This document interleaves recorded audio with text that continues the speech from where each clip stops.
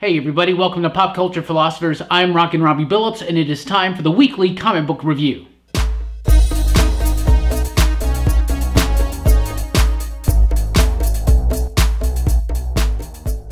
That's right everybody, time for the weekly comic book review. It's the show where I read a lot of comic books and I let you know what I thought about them, and we always start with the pick of the week. This week's pick of the week, Gideon Falls, #1, from Image Comics and writer Jeff Lemire and artists Andrea Sorrentino and colorist Dave Stewart. This book was amazing. It was beautiful. It was atmospheric. It had a nice somber tone, melancholy feel to it that really was suited to the story, and the art, everything just worked so well together. Writer Jeff Lemire has been able to craft these haunting type tales recently with things like Black Hammer and Royal City. He does it superbly well, and especially in Gideon Falls #1. This book was amazing. Andrea Sorrentino's artwork is chilling and haunted, and it's beautiful. We got these nice, beautiful, like double page layouts, just nice, beautiful type stuff. Photorealistic. It's got nice texture to it. It's got enough black. The colors by Dave Stewart, one of the best in the industry for a very long time. This is a comic book coloring veteran.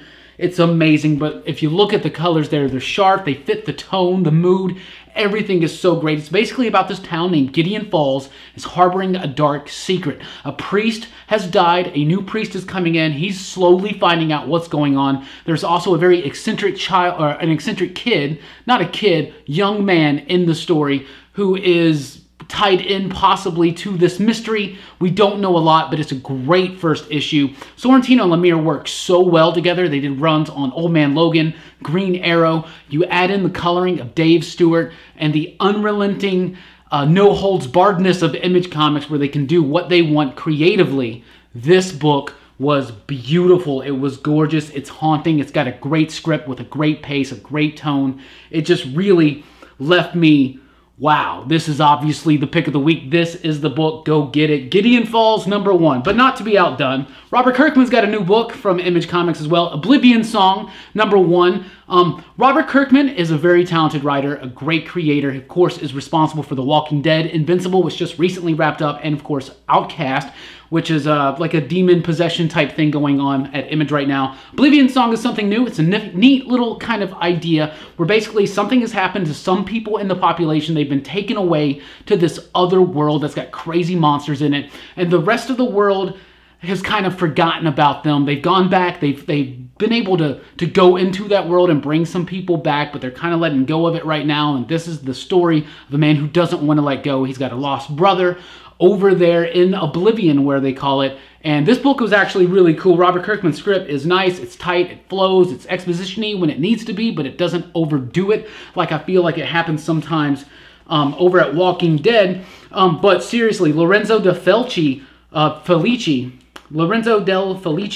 his art is the star of this book. It is beautiful. The fight scene at the very beginning with these crazy monstrosities, they look cool. It looks great. The coloring is fantastic. The artwork is so solid in this book. It really is a highlight and one of Robert Kirkman's best issue ones ever to date. Definitely want to check out Oblivion Song. Another new #1. Let me tell you guys something. I read a lot of comics this week, and I read a lot of good comics. Most of the good ones I read were not from Marvel and DC. They had some solid books, and we'll get to those later, but I want to spotlight Image, IDW, Oni, Boom. They're doing some great work right now. Speaking of IDW, The Highest House #1.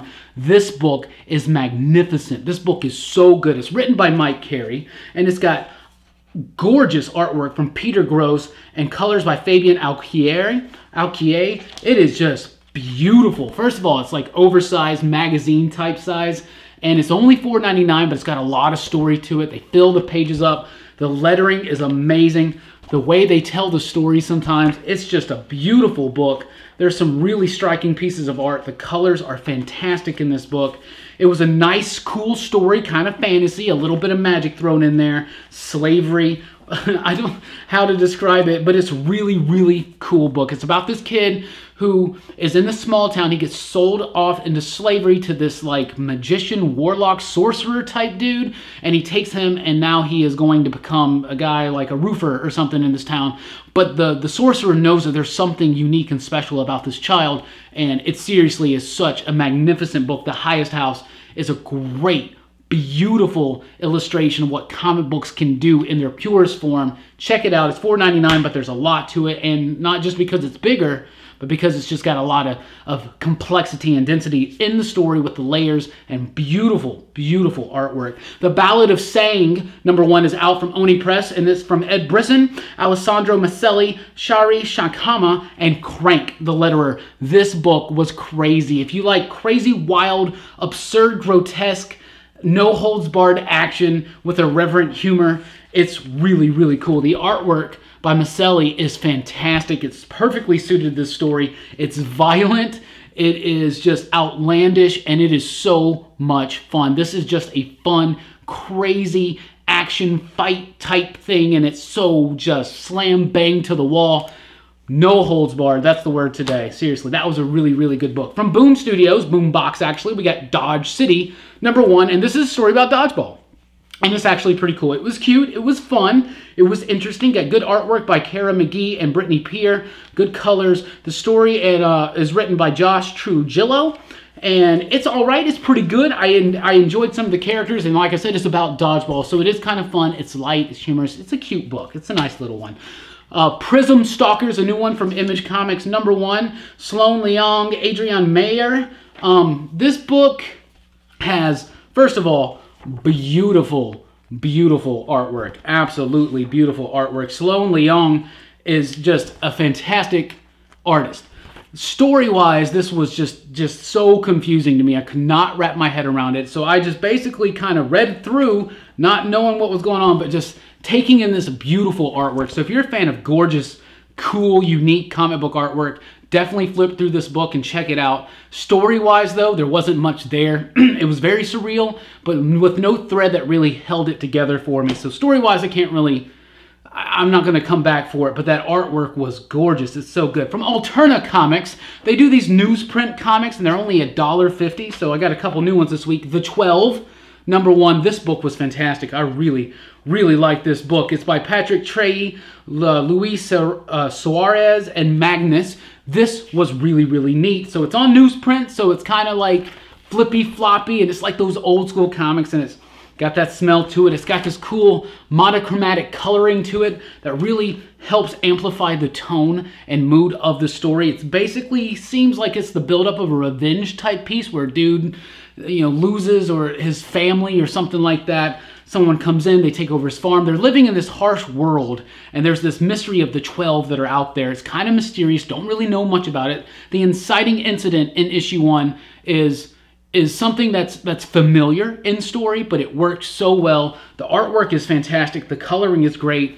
It was really, really cool. So it's basically about a family. They're living off the land. It's getting harder and harder as the years go by. They're holding on to what they have. Crops aren't harvesting right. Things are getting bleak out there in the frontier, wherever this is. And it seems like it's kind of like post-apocalyptic, maybe.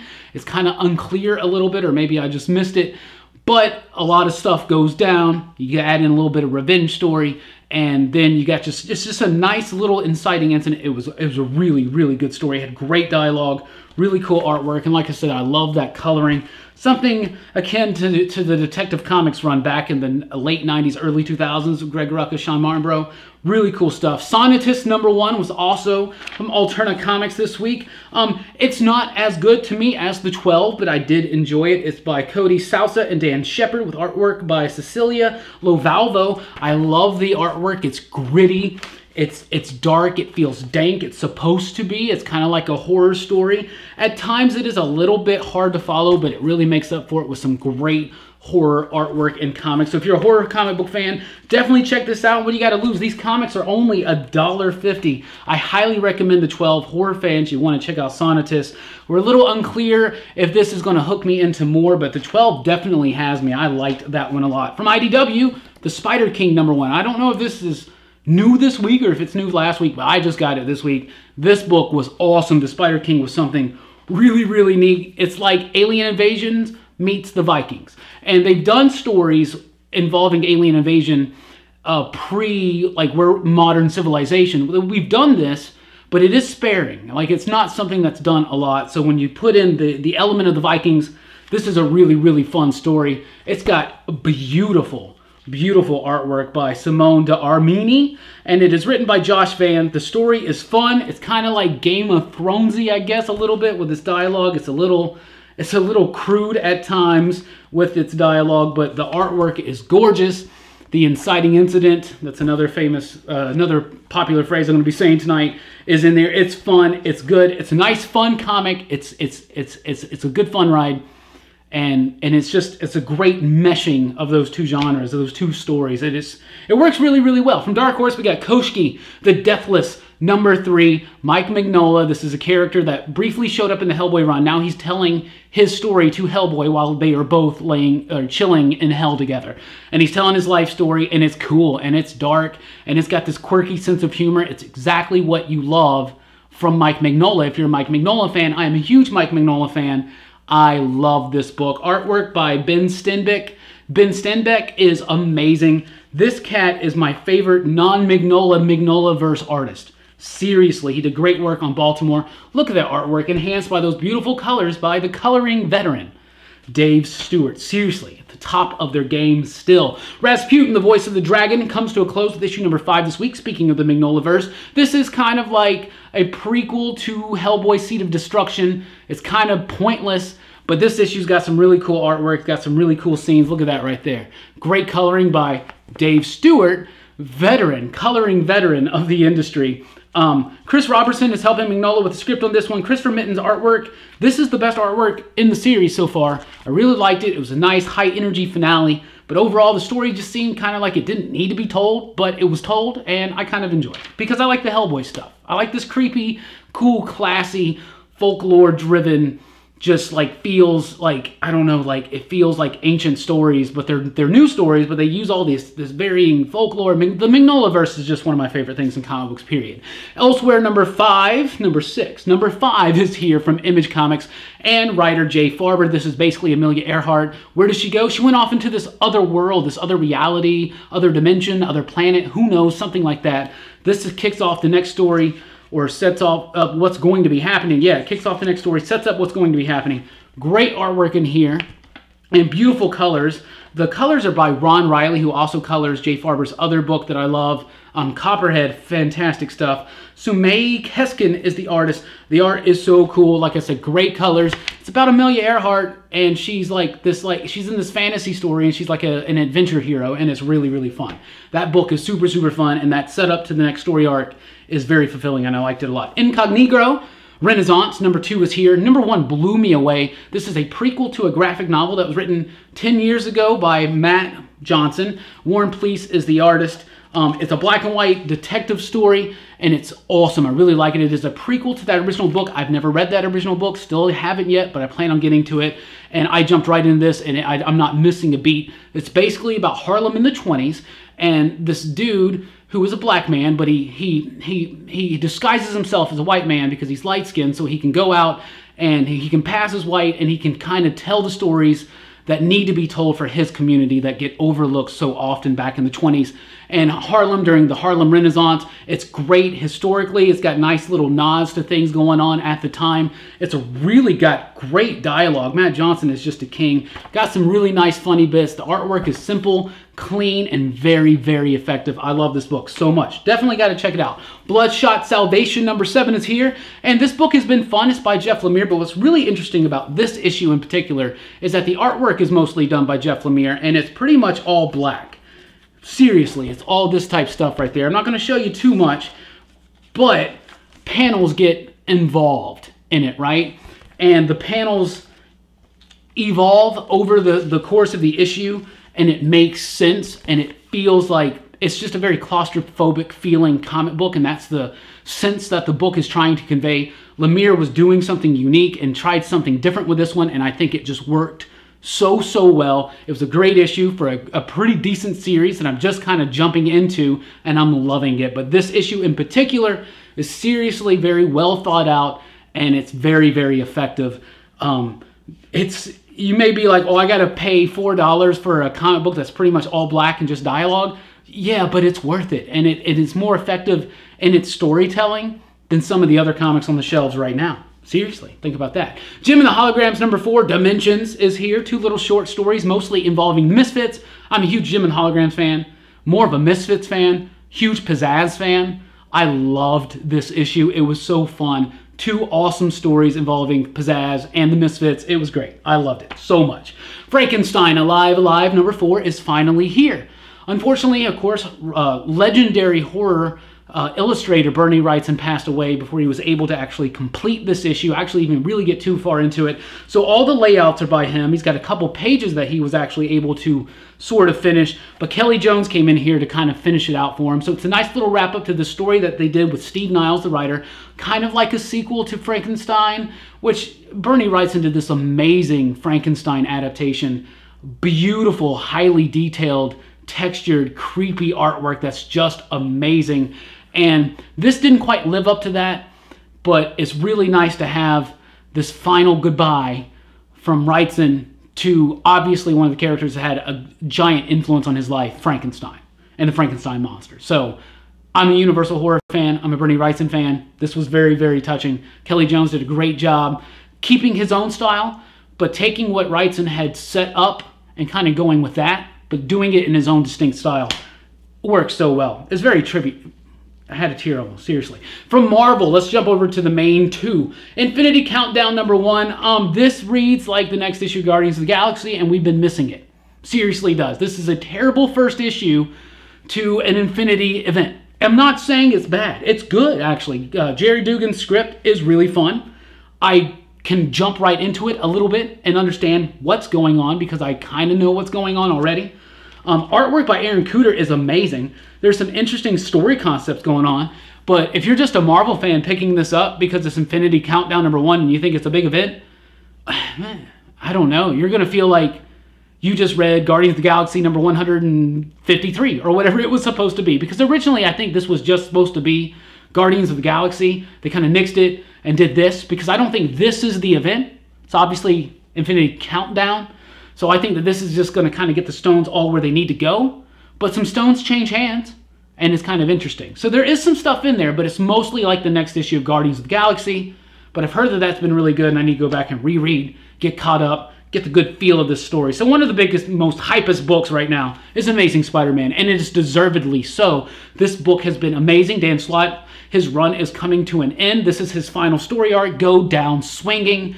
Green Goblin is back. Norman Osborn, he's going to become the Red Goblin. Everybody's so crazy over this. This book keeps jumping up, so get into a shop. Find it if you can, as early as you can tomorrow. Don't buy them all out or anything like that. Let everybody spread the wealth around. Let everybody get a chance to read it, because this book is awesome. Slott's script is scintillating. It's so much fun. A great build-up. I'm a huge Norman Osborn fan, and it is so nice to see Norman Osborn be the Norman Osborn that I've been wanting him to be again for so long. I really did like it. I don't want to show you too much of the inside, but Stuart Immonen, his artwork is fantastic. And it's so perfect for Spider-Man, and it's great, and I love it. It's creepy when it needs to be. Some big things happen in this issue. And bros, it ain't even started yet. Seriously, not even yet. Speaking of not even started, Hawkeye is finishing. Oh, sad. Hawkeye has been one of my absolute favorite books at Marvel. I love it. Writer Kelly Thompson, along with artist Leo Romero and colorist Jordi Belair, extremely talented team behind this book. This book has been something truly unique and special coming from Marvel. It's been their absolute best book. I'm very sad to see it go. This is the final issue, and it does have a quite rushed ending, but it's a very satisfying ending. It's a big ending. It's a big slam, bang, fun blast. Lots of that cute charisma that Kate Bishop has. The character has shown through so well, and Kelly Thompson has just done wonders with Kate Bishop, turning her into one of my favorite Marvel comic book characters ever right now. And I don't want to really spoil anything, but Kate Bishop will be coming back, and I'm pretty sure Kelly Thompson's behind it. I am down for that. Kelly Thompson, Romero, of course Belair. They have bright futures in this industry, especially over at Marvel. They're doing fantastic work. Thank you guys so much. This was a breath of fresh air. This book has been out for like, what, 2 years? Or like a year and a half, 2 years, right? And there's been so much negativity on and off in the comic book community and all this jibber jabber and this and stuff. And we just try to stay positive here in the Huntsville Attic, right? thank you, because with books like this, it's so easy to stay positive about comics. That book is fantastic. Thank you so much. Speaking of Kelly Thompson, Rogue and Gambit number 3 is here, and this is a really cool like study of the relationship of Rogue and Gambit. So if you're a huge Rogue and Gambit fan, especially of their relationship, you're going to love this. There's so many nods back to the past stories, including the uniforms. I found this to be a treat. And I'm typically not even consider myself a big Gambit or Rogue fan, but this book is really fun, and it's winning me over. I like it a lot. Speaking of X-Men, X-Men Red number 2 is here. This does have your next Where is Wolverine little backup story in there. X-Men Red number 1 I thought was a really good, solid first issue to a new X-Men book. Jean Grey's back. She's got her new team. She's got all new Wolverine in it. She's got Honey Badger in it. She's got Nightcrawler. Nightcrawler is one of my favorite X-Men, and that's the cover of the week right there. Travis Charest. Wow, look at that awesome Nightcrawler. That is so amazing. I still don't understand how Nightcrawler grows a beard. I guess he actually cuts it just enough. I mean, I guess he's got like a one setting or something he uses over his entire face. I don't know. But this book is okay. The artwork by Mahmoud Azrar is pretty solid. Tom Taylor's script is pretty solid. It's a nice story it's a nice like single issue story with a nice cliffhanger coming up to what's happening and some nice world building and the new characters, Trinary and Gentle. Don't know much about them, barely introduced, but they are in here. So it's pretty solid. It's pretty solid. I think the X-Men books need a big shake-up right now. I think a big shake-up is coming. I think a few writers may be attached to that. A Thompson, a Rosenberg, a Brisson, maybe a Hickman. I don't know. That's just wild conjecture. But Tom Taylor's doing a good job with X-Men Red right there. It's pretty decent. I'm still not quite sold on the team and how it's going to work, but I did like that issue. Had lots of cool stuff in it that I thought was neat. Doctor Strange Damnation number 2. I've not been like Donny Cates on Doctor Strange. That Loki story was amazing. Now he's doing Damnation, and I don't like it as much. It's okay. It just seems a little quick and out of nowhere, and I don't know. It just doesn't feel like it should.